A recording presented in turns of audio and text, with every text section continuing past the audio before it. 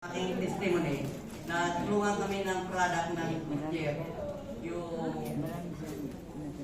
Ako ang unang natulungan ng Jeff nung time na may arthritis ako. Dati po na ako para si Robin Sapaga, taga Malabon. Dati akong nag-empleyado ng janitor. Inupgrade ko ang sarili ko, naging manager ako ng Skyway. Then, naging staff ako sa Pasay City Hall, sa Prosecutor Office. Then, nag-retired ka ako kasi may edad na rin eh. Tapos ang iniinda ko, bata pa lang ako, 15 years old pa lang ako, mayroon na akong arthritis. 5 times ako na-overdose ng mga pain reliever.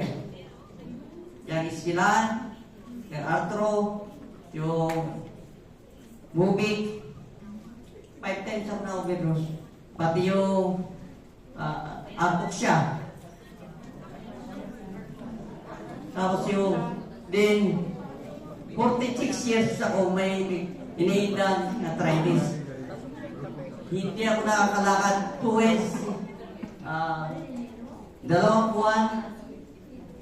Binubuhat lang ako ng misis ko. Papunta sa CR. Kaya malaki yung misis ko ng konti sa akin. Siya na ang tagabuhat ko. Maghahanap ako ng maliit. Maliit lang ako eh. Malaki. Binubuhat ako pupunta sa CR para ganun ang routine namin. Pero nung na-invite ako si Sir Deo dito sa Railway, sakay ako sa Pinigat, hindi na. Matagal na yung araw pa yun. Pero natulungan talaga ako 4 year ng product natin kasi amazing talaga ang product. Nung mag-take ako ng product, pabilis ito sa bote, nakakalakad ako. Mula noon hanggang ngayon, hindi na ako nakakalakan. Kapasalang, 46 years na may arthritis ako. 5 beses nga ako na-overdose. Yung mga pasyente sa Jose Reyes, nakikita ko lang sa gilid na. Sabi ko sa misis ko, anak ko, iuwi niya na ako kasi hindi ako tatagal dito. Pumirma kayo ng waiver. Kaya 15 days na kami yun eh. 15 days na kami. Pagpasok namin, nakakalakad ako. Pagdating na,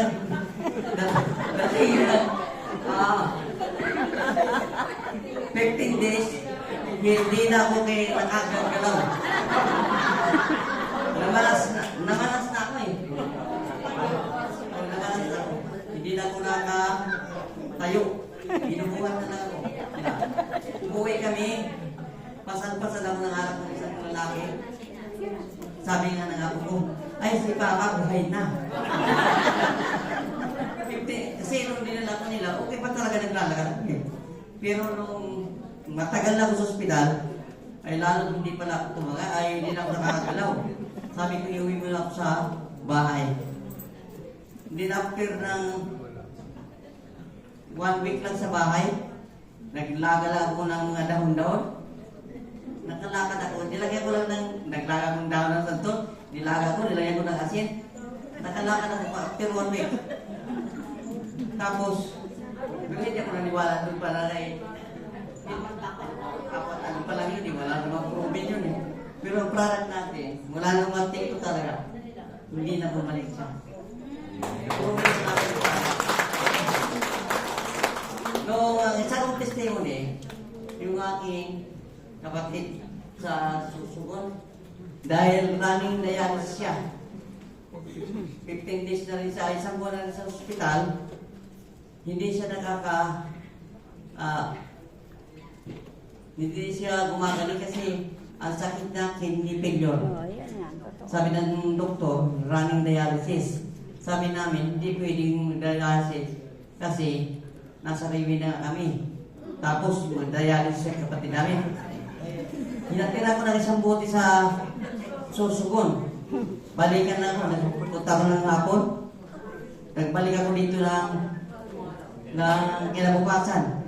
Pero nag-presenta ko doon sa kwarto nila kasi 6 lang sila na pasyente. Nilalak ang pinto para hindi makapasok ang doktor. Kasi bawal eh. Kung kayo ng product na dala, tapos yung palala, ay baka kasuhan ako doon eh. Hanapan ako ng mga ano eh. Mga dokumento ng FDA, ng mga ano, wala pa ako nung nangawak. Kasi bago pa lang ako. Tapos, after nakawang battle lang siya, ay 3 days lang siya sa hospital eh. Ano na siya, nakauwi na sa bahay. Malikat isang buti pa nga lang. Yung hindi na siya na-dialysis, tapos kasama namin sa Mayo, nag-reunion kami sa Masbate. Kasama namin siya. Hindi na siya, wala na siya karamdaman sa ngayon.